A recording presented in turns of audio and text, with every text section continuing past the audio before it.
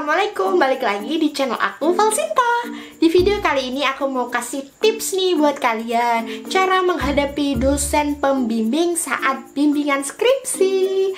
Nah, kalian penasaran bagaimana cara menghadapinya? Tonton terus video ini sampai habis, karena nanti di akhir video akan aku kasih bonus tips pengalaman pribadi aku. Langsung saja kita mulai tipsnya.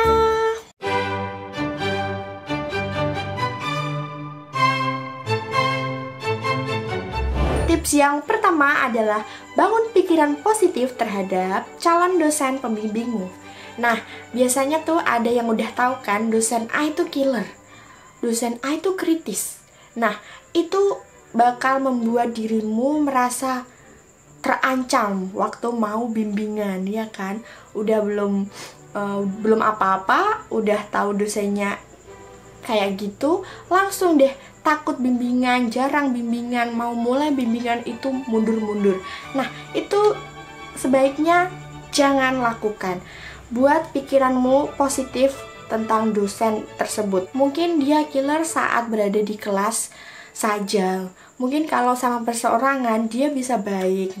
Nah, mungkin kalau aku ramah, aku rajin bimbingan atau berani mengeluarkan kata-kata pendapat, dia bakal respect sama aku dan dia bakal mau membantu dengan senang hati skripsiku. Tips yang kedua adalah hubungi dosen pembimbingmu dengan sopan. Biasanya tuh ada dosen yang sepaneng, ada dosen yang santai dengan mahasiswanya. Nah, meskipun dosen itu santai, kalian juga harus bisa memposisikan, menempatkan diri saat menghubungi dosen tersebut. Mentang-mentang santai, jangan juga kamu menghubunginya dengan santai juga, seperti kayak temannya. Itu jangan, itu tidak sopan. Nanti bakalan dosen itu malah mungkin tidak respect sama kamu, ilfil sama kamu. Nah gitu, jadi mau kayak apapun bentuk dosen itu, kamu harus menghubunginya dengan sopan. Misalnya, tidak menghubungi pada waktu tengah malam, saat tidak jam kerja. Terus kalau menghubungi, menyebutkan salam dulu. Nah, jangan lupa sebutkan nama juga, program studi atau kelas apa gitu. Karena mahasiswa dosen itu tidak hanya kamu. Pakailah kata-kata yang sopan, misalkan tolong atau maaf mengganggu dan terima kasih. Itu harus ada di setiap kamu mau menghubungi dosen pembimbingmu. Nah, ini aku kasih tahu cara menghubungi dosen pembimbing yang baik dan benar melalui WhatsApp.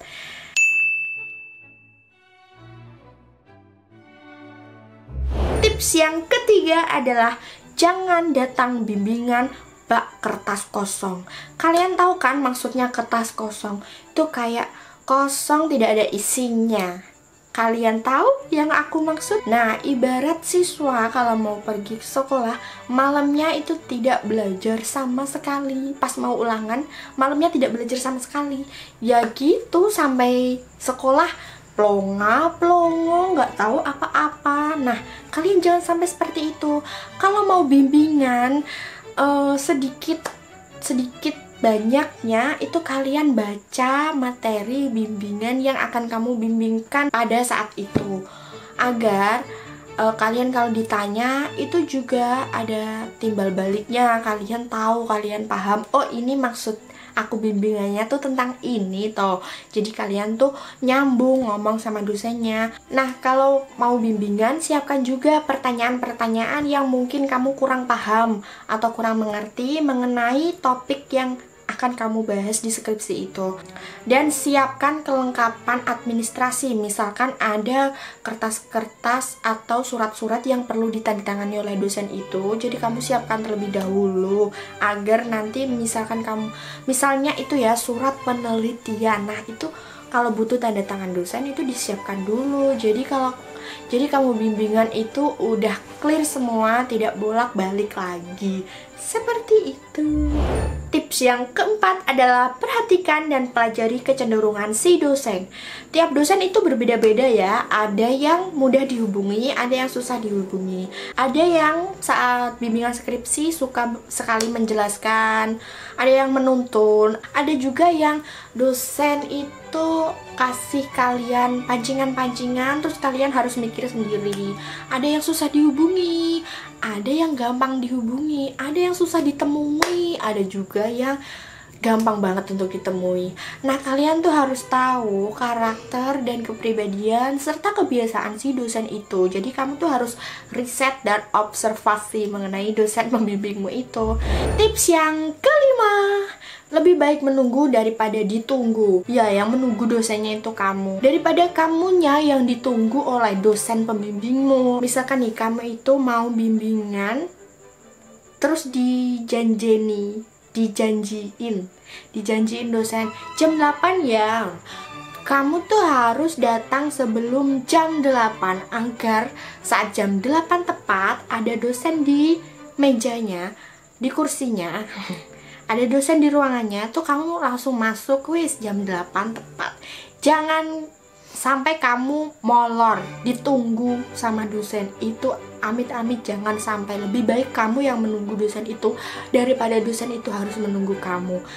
Kalau kamu udah telat saat bimbingan, dosen itu pasti udah mengecap kamu dengan ini mahasiswa tidak serius bimbingannya, seperti itu. Ada juga dosen yang di WA, di email, mau bimbingan, Pak bisa bimbingan kapan? Seperti yang aku contohkan tadi, WA-nya itu tuh gak dibales, bayangkan, sebel kan? Nah, solusinya itu adalah kamu datang di ruang dosen. Kalau ada dosennya, ya kamu masuk, Pak bisa bimbingan, seperti itu. Kalau tidak ada dosennya, ya tunggu saja sampai dosen itu ada masuk ke ruangannya. Mungkin kan kalau dia tidak ada di ruangan, mungkin dia lagi ngajar kayak gitu. Itu tunggu saja sampai dia ada, jangan kamu tidak mau menunggu. Nah, ini pengalamanku dulu. Dosen pembimbingku yang kedua itu cowok, jadi dia tuh agak cuek gimana gitu ya, kalau cowok tidak terlalu memperhatikan.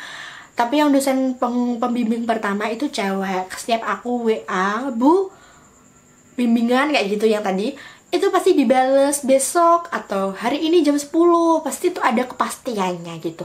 Nah, yang cowok itu, dosen pembimbingku yang kedua tuh nggak, pas pertama sih, pas awal-awal tuh nggak pernah dibales, bayangkan, di PHP. Aku pas itu belum pernah sama sekali ketemu sama beliau. Akhirnya aku tungguin di depan ruang dosen. Nah, belum ada di ruangannya, aku tunggu lagi. Belum ada di ruangannya, aku tunggu lagi sampai sore. Dia baru selesai ngajar mungkin ya. Itu masuk ke ruang dosen. Terus aku masuk, terus aku tanya, Pak bisa bimbingan gitu.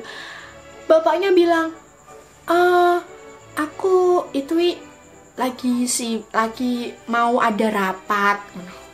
Oh, berarti nggak bisa ya Pak? Iya, besok ya. Enggak deh, nggak dijanjin besok. Iya, nggak bisa. Terus aku tanya, terus bisanya kapan Pak? Besok. Dah, aku besok datang lagi, menemui bapak itu lagi. Pak, mau bimbingan. Tetap bilang nggak bisa, katanya tuh ada rapat apa gitu loh. Pokoknya ada rapat. Terus kok nggak bisa lagi sih? Padahal yang dosen pertama tuh udah fix gitu loh, bab satunya tuh udah ACC, yang dosen itu belum. Misalkan aku ngejar terus. Terus habis itu aku tanya lagi, kapan Pak bisa? Nah, dijanjinya bulan depan. Bulan depan, bayangkan, bulan depan. Ya udah, untung bulan depan itu tinggal beberapa hari lagi, jadi tidak terlalu lama. Bapak itu ternyata dagel juga ya. Bulan depan kira-kira tinggal seminggu atau 5 harian lagi kayak gitu. Udah deh aku bimbingan sama beliau. Dan setelah bimbingan pertama kali itu beliau bisa, itu aku setiap kali WhatsApp, Pak bisa bimbingan gitu, itu selalu dibales, besok jam 10 apa ya, hari sekarang apa kayak gitu, selalu dibales. Jadi mungkin itu yang di awal-awal beliau selalu tidak bisa, selalu ada rapat apa-apa itu ya, mungkin rapat beneran, tapi itu juga mungkin salah satu trik dari beliau untuk ngetes mahasiswanya, mahasiswa ini serius nggak bimbingan skripsi, gimana kalau aku undur-undur apa dia mundur juga. Kayak gitu. Jadi jangan sekali-kali kamu dijanjeni besok tapi kamu kelakar. Pokoknya temui terus, tunggui terus, kayak gitu. Tips yang terakhir adalah dosen pembimbing itu adalah tempat diskusi dan tempat revisimu. Kalian dengan dosen pembimbing itu jangan malu untuk bertanya, karena kalau kalian malu untuk bertanya nanti sesat saat sidang skripsi. Dosen pembimbing itu jangan ditakuti, karena dosen pembimbing itu adalah tempat untuk mencurahkan revisian kita kalau kita tidak mudeng. Jadi semua masalah itu komunikasikan dengan dosen pembimbingmu dengan baik teruntuk. Nah, ini aku kasih bonus. Ini merupakan pengalaman aku saat aku bimbingan skripsi waktu dulu. Nah, biasanya tuh dosen kan mau revisi, ini disuruhnya bla bla bla bla bla bla bla. Nah, agar tidak lupa saat di kosan, itu waktu aku bimbingan pasti selalu aku rekam suara menggunakan handphone. Jadi tuh handphonenya aku pangku dan aku hidupkan rekamannya. Jadi tuh biasanya kan ada tulisan yang dibunderi, tanda-tanyain. Itu kan waktu bimbingan emang sudah dijelaskan kan secara langsung. Itu biasanya tuh sering kelupaan kan, ini maksudnya tadi disuruh apa ya, kok ada tanda tanyanya ya. Daripada nanti pas bimbingan salah lagi, mending aku rekam dosenku tadi dia ngomong seperti apa, jadi aku udah ada memorinya kayak gitu. Nah, sekian video dari aku, semoga bermanfaat. Selamat mengerjakan skripsi, semoga lulus dengan cepat, amin.